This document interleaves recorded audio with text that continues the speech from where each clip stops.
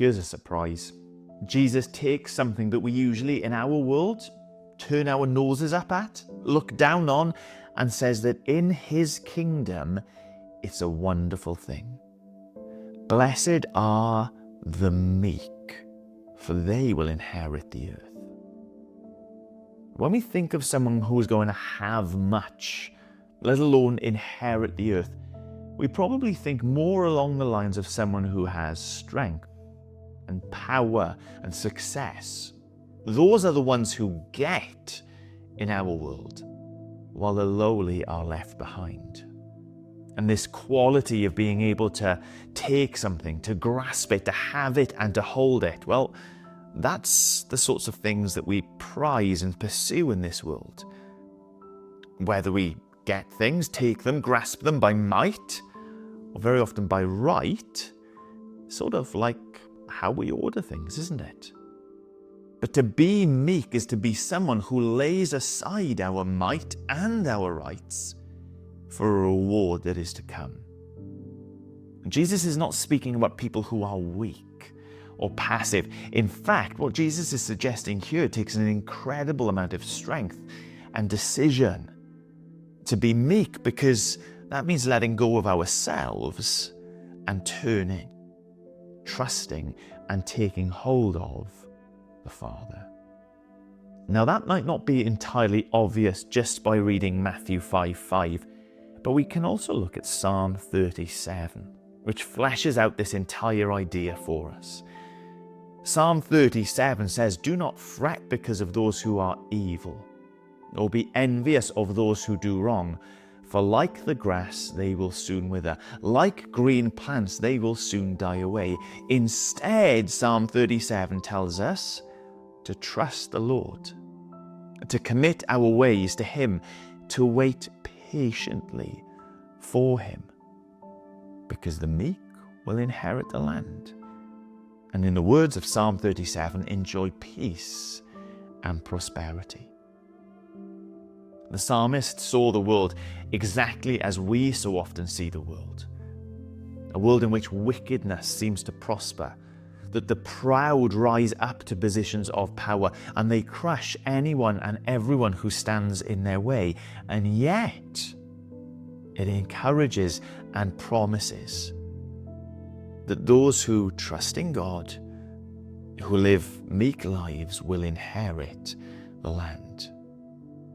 To be meek is to renounce our rights to rule for ourselves and instead live not for our kingdom but for Christ's kingdom. Meekness is laying aside those worldly demands for status, for recognition, for reward, because we trust in one who is far greater than ourselves. And to those who seek Him and His kingdom, there is this wonderful and surprising promise: you'll inherit the earth. Sometimes we think of the inheritance of God as escaping this wicked world and winding up in some distant, far-off heaven. But the gospel of Jesus is about the renewal of us and the renewal of creation itself. And once again, Revelation 21 gives us a glimpse of where this story is headed. It shows us these Beatitudes finding their fullest fulfillment. A world in which the sadness of being trodden down, the need to elbow others out of the way, is done away with. The old order of things passing away. A world in which ruthlessness reigns, pride prospers, being no more, and in its stead, where those who were meek, trusting in the Lord, giving up our earthly claims, instead receiving it all. Being meek means trusting in God, playing the long game, and saying, just you wait and see. But it's even better than that. It's even better than satisfaction deferred. Because in the kingdom there is this deposit. There is this taste of what is to come, and that foretaste of the kingdom is in the church.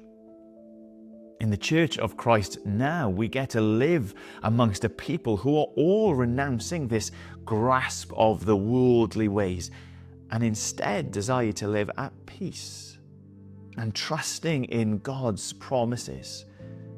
Amongst the redeemed, there is no need for any fighting for our place, because in Christ our place has already been secured. So what does it mean to be meek as a follower of Jesus? It means surrendering our grip on the things of this world, laying down either our might or our rights, and instead turning in trust, taking hold of Him, finding that our treasure is secure with Jesus. Instead, we get to live lives of humility and gentleness. It might not be easy, but it is true when Jesus says, "Blessed are the meek, for they will inherit the earth."